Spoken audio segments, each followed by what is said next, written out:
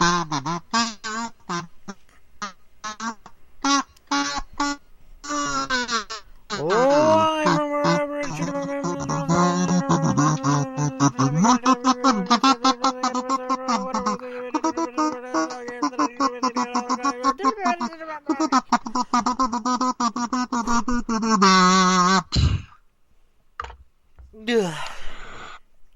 to the show. I'm Steve. That's Jay.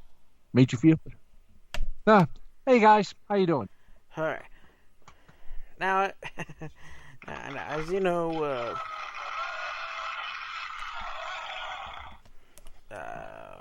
what was I going to say?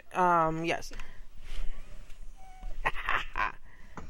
We got the Run the Jewels thing next week, starting at midnight, going and Tsunami starts at 1, so there you go. Also coming to Tsunami on the 1st of November, I believe. So, do the math. You know what I mean. Anyways. It'll be the second season of Gemusetto Machu Picchu. Left Beast. This time it's not about tennis. So, let's get to it. Sorry. Alright, it's time for the previews. Why do I sound quiet?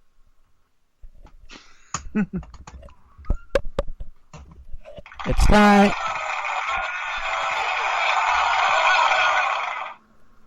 It's time.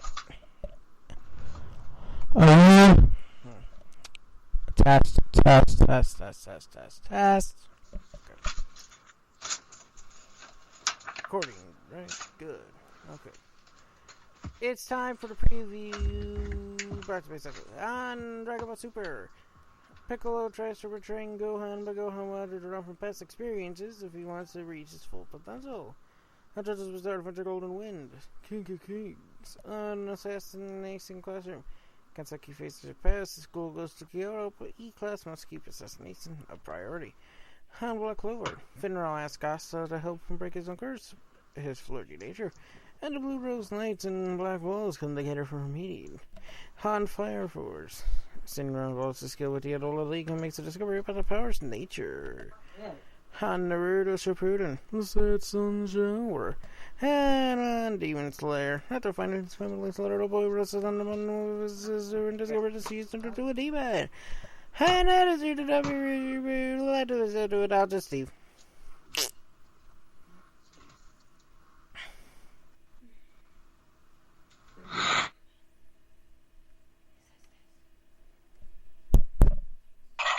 I said cheer, boys, cheer.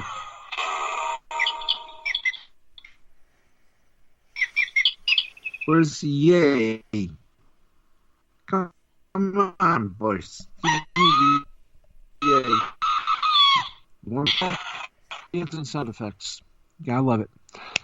Okay, here we go with some anime news from CBR.com.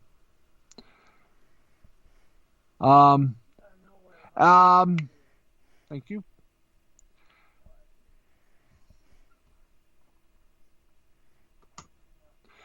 Okay, in Avatar, The Last Airbender, mysterious bejeweled simian statue holds secrets to which there may not be any answers.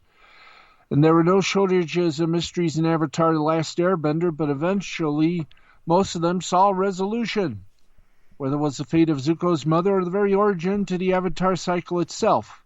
The franchise has gone to considerable efforts to answer the questions it raised at one point or another, be they in the comics, The Legend of Korra, or in bonus content, but one mystery set up in the original series' first season still lingers, haunting viewers with its sparkling eyes and evading any answer. What was going on with that monkey statue? When the item first crops up in the waterbending scroll, it seems to be a totem of great significance. While idly searching through a shop of curiosities offered by a band of pirates, Katara stumbles across the statue, and it has a mesmeric effect on her. The stone statue of a monkey baring its teeth is bejeweled with ruby eyes and a matching necklace. drawing her gaze. Ooh. The young waterbender snaps out of it a moment later once she and Ayang find the episode's titular scroll, and then that item becomes a narrative focus, leaving the monkey statue to stew in the background, wondering if it should fire its agent. There it remains with Iroh and his temperamental nephew Zuko come across the shop, much as it did Katara. Statue draws in Iroh's focus, and he calls it handsome and says it would look magnificent in the galley. But yet again, the plot meanders away from the statue as Zuko follows a lead from the pirates he can use to hunt down the Avatar. The implication is that Iroh purchased the statue off-screen, given that it next shows up in the Blue Spirit in Iroh's possession, serving exactly the function he first brought it up for it by beautifying the galley of Zuko's ship. Those two episodes are the only time the bejeweled monkey statue shows up. Well,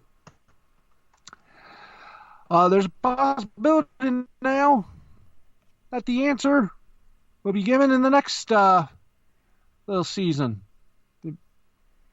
Barring there is one. Yes. Huzzah.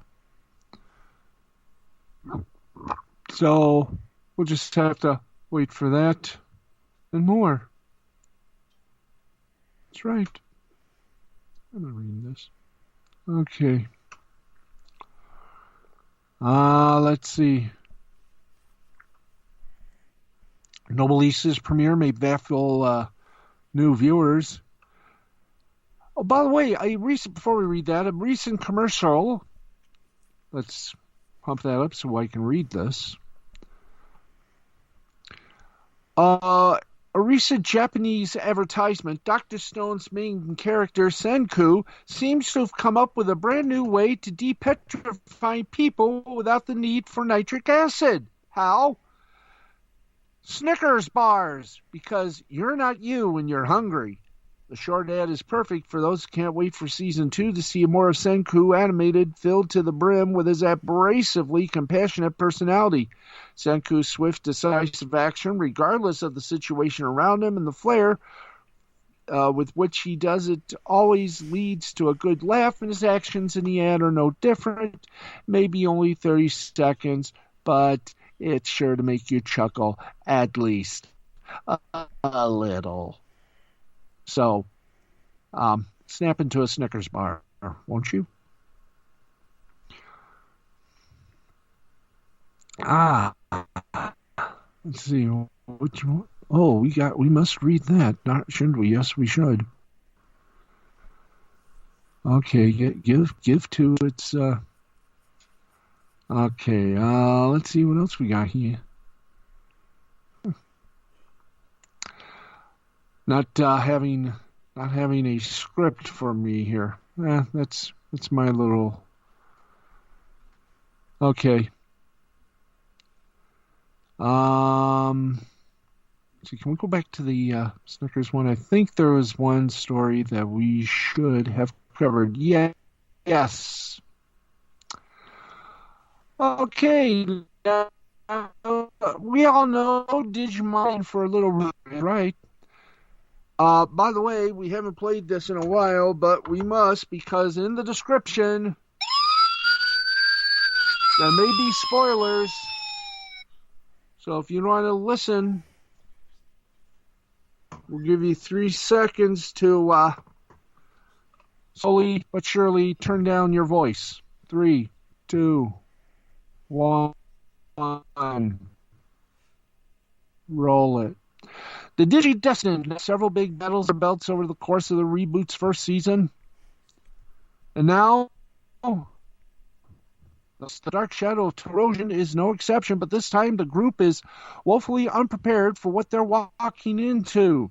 Not only is the enemy, episode 16 introduces the creepiest and trickiest Tai and his friends have encountered so far, but it also proves to be surprisingly tough to beat for a Digimon at the champion level. And by the way, related little thing, Digimon, did you know was originally Tamagotchi for boys? At the end of the last episode, again, spoilers, so please flee the mountains. Ty, Mimi, and Izzy found an escape route, taking them from the digital world back to the real one. The leader had seen Tokyo back to normal following the power cut. Mimi's mind and the means of consumer insisting, which is a real part served by Burger King's. Placement. Returning home, Ty and Izzy meanwhile decide to head back to their family apartment in Shibuya. So long as the fact no one receives animal presence of 3 monsters following them around. The second clue is when they separate. So, who is this strange culprit? Well, it's Eisman, who looks exactly as terrifying, yes, as it sounds. A moving ink stain whose only other defining characteristics are 2 red slanted eyes and a toothy mouth. So there you go, little Digimon news for you folks. And remember, you can now turn us up. Well, remember, when you hear this sound,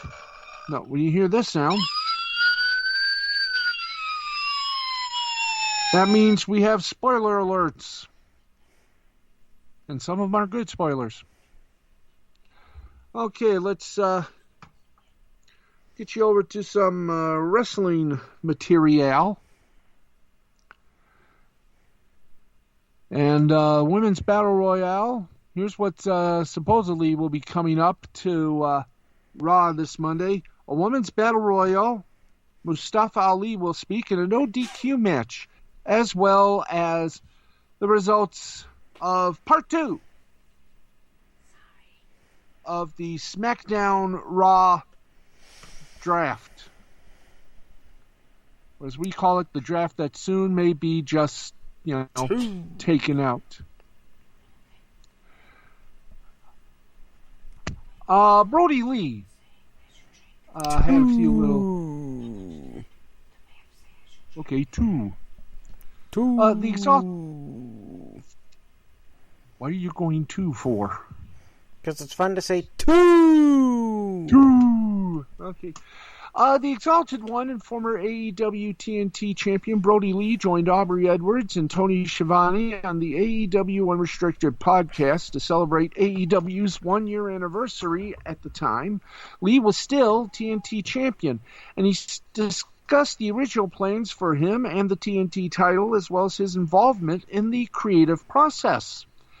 Now, we would like to remind you, we're going to read portions of this. If you want to see the podcast, go to the AEW YouTube channel, and it will be there before your very eyeballs.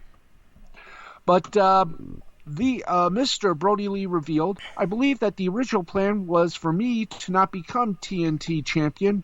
I'm kind of not privy to the ins and outs, nuts and bolts of it all. Probably because I don't want to be. Because if I get a thought in my head, I become quickly married to it. So that's... Oh, never mind. And then if something changes, I go insane. So I try not to know too much about what's supposed to happen and kind of just live in the moment. Don't we all want to just live in the moment? I learned my lessons the hard way over many, many years, so I try to stay pretty level-headed. Well, that's nice. And not get too much information and take things on as they are presented to me. And the match itself was presented to me a week or 2 before it even happened. So I just kind of wanted to train, look the part, and then do whatever was asked of me. Lee became TNT champion on the August 22nd edition of Dynamite after having made his debut as the Exalted One and leader of the Dark Order months prior. Lee has opened up on the Wrestling Inc. Daily about picking up the pieces of Dark Order, but on AEW Unrestricted, he admitted that he wanted to be part of AEW in any capacity. Lee admitted, quote, I was excited to be a part of AEW in literally any capacity after leaving WWE. I had been watching it. I've watched it since, 1 year ago today. I was always at home on my couch watching, excited. I had so many friends, so many people that had in the same way bet on themselves, and now they have National Wrestling Company on a cable television network that's uber successful. Okay. So just to be a part of it in any capacity was going to be awesome to me. Then to be asked to be a leader of this giant group with tons of talent already in it, and then to add talent to the group in the form 5, 10, and Anna Jay. I mean, now I'm slotted at the top, and I have a crew behind me that's going to help me do the work. There was no doubt in my mind. Now, Lee's AEW debut was unexpected and a surprise for many, and Edwards noted that Lee was meant to debut at the Rochester Dynamite show. Edwards asked Lee if he was glad that his debut was largely a secret to many. And he responded, yeah, actually, yes. People knew kind of in a roundabout way, at least in the town of Rochester, that it was probably going to happen that way. But I think nationally, I don't think Rochester was recognized as a place that is labeled on me as a hometown. In WWE, I was never announced from Rochester. I wasn't allowed to be. So I don't think people associated it with me, but I think there was scuttlebutt in Rochester, and people were ready for it. Of course, it was serendipitous to a point, and I thought it was going to be probably the highlight of my career. It was too good to be true, and of course it was, thanks to the pandemic. If you want to see more of the interviews, I said go to YouTube, search AEW Unrestricted, and you will find that episode. By the way, big old happy belated birthday to the human suplex machine. At least I think that's what his wife calls him now. Taz. He's 98 years old. Doesn't look a day over 30. Okay, let's got about 10 more minutes before we say our au revoirs for the week. By the way, AEW celebrates 1 year this Wednesday live in the Ville, Jacksonville. Big main event. One of the main events will be for the TNT Championship. It will be Cody, we can't use the last name because WWE owns it, versus Orange Cassidy. That should be a bizarro match, indeed. And maybe we'll find the answer as to what is going on with MJF, and could he be possibly breaking up the Inner Circle? We'll just have to wait and see on that. Let's go to a few more little things. Chris Jericho had his Saturday night special, obviously on Saturday night, and he listed some of the matches that stood out most from his career.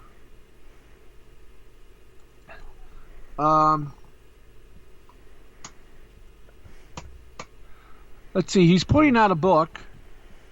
Pre-sale starts October 7th. It might not be out for a couple of months because apparently the Rona has stopped publishing, as you know. I don't know why, but I've kept a list of every single match I've ever had since my debut, October 2nd, 1990. And I still have the piece of paper where I wrote number 1, October 2nd, 1990, against Lance Storm at Ponoka, Alberta, Canada, Moose Hall. What the finish was, what's the star rating, and how much money I made in every single match that I have ever had. I wrote that down. So you are talking about a 30-year span of when the business first started. Tommy Dreamer can attest to this. You still weren't allowed to go over spots before the match. You still weren't allowed to talk to your opponents outside of the arena or in the arena. If you were seen talking to a bad guy and you're a good guy, you would really get fired or fined or whatever, all the way up to now and today. So it is really cool to kind of see this history that I have come in from one generation to the next, and I've been able to document it every step of the way. So I don't think you're going to ever see that again, and in that respect, it's a very cool night for me after all these years. Now, during his last stint in WWE, Jericho made the list one of the defining gimmicks of his legendary career. But no one knew that Jericho had an actual list of every single one of his matches from the very beginning, and he explained why he recorded details of his matches.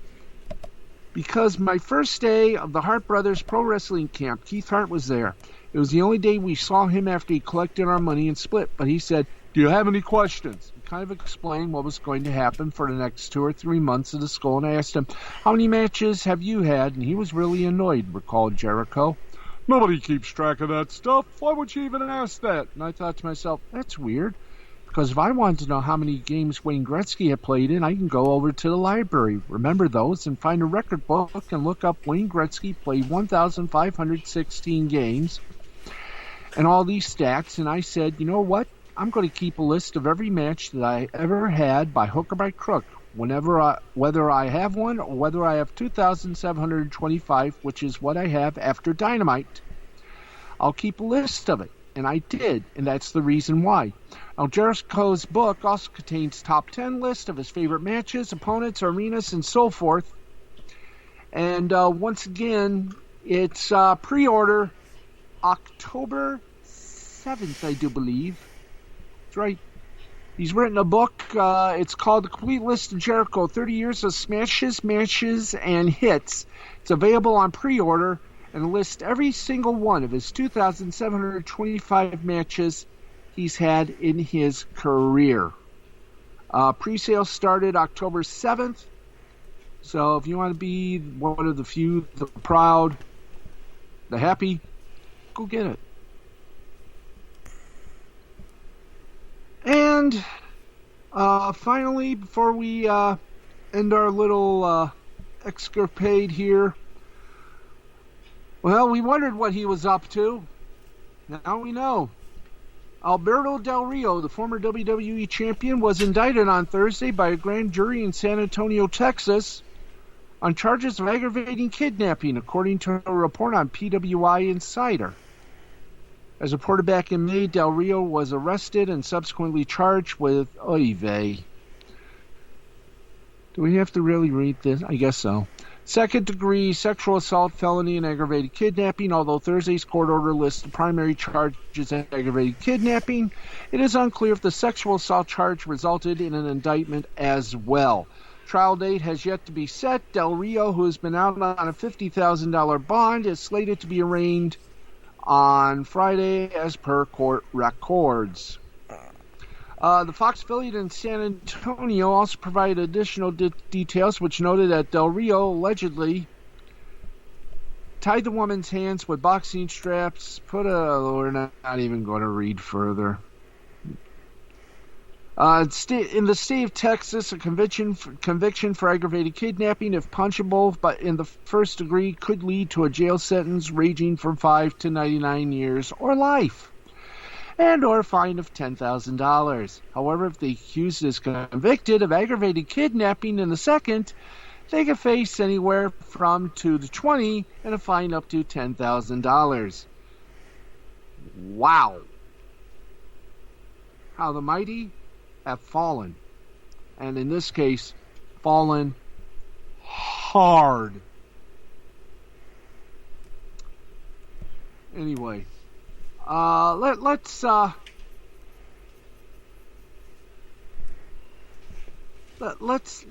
leave with something very happy. You know, let's leave our wrestling report with something happy, something to be proud of.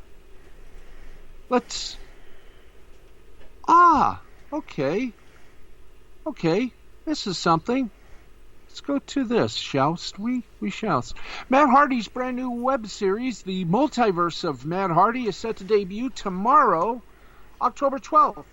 The premiere of the web series is at noon Eastern and will be available on his YouTube channel, Matt Hardy Brand.